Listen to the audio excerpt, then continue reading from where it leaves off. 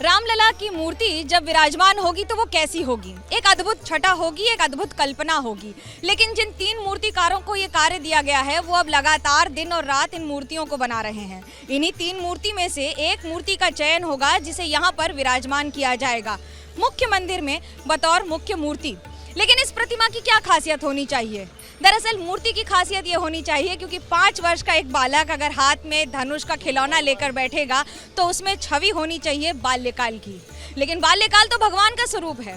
भक्तों के लिए, जो करोड़ों भक्त आएंगे, उसके लिए उस प्रतिमा में अगर कुछ होगा तो सिर्फ और सिर्फ भक्ति भाव के लिए आशीर्वाद। और यही चयनकर्ताओं के लिए सबसे बड़ी चुनौती है कि किस मूर्ति को चयन करके वहाँ पर प्राण प्रतिष्ठा के तौर पर रखा जाए।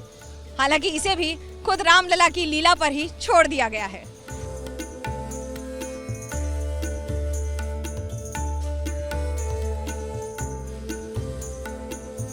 आपके दिमाग में, आपके जहन में क्या चलता है जब आप मूर्ति बनाते हैं, बनते देखते हैं, कैसा लगता है आपको? हमारा नाम दिलीप चंद्र राय, तो आसाम से हम आए, आसाम सिलचर से आए। तो हमारा भाई का बेटा है रंजीत मंडल, वो छोटा था। सिंगल जी जो गुवाहाटी से देखा होगा, देखा होने से अशोक जी बोला है मंडल को जे तुम ये काम कितना दिन करने होगा।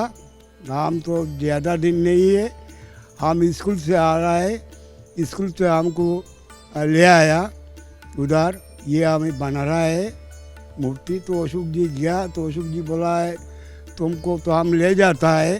देखा है जो रंजीत मंडल मूर्ति बना रहा है, रात भर बना रहा है, वो ध्यान से बन रहा है।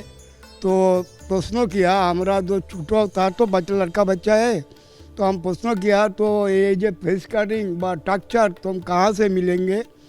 और भगवान दे रहा है, वो बोला है तो भगवान दे रहा है, वो हम बना रहा है।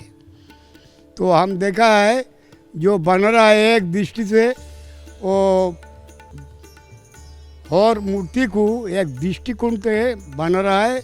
1 महीना, 1.5 महीना, 2 महीना लग जाए एक मूर्ति को।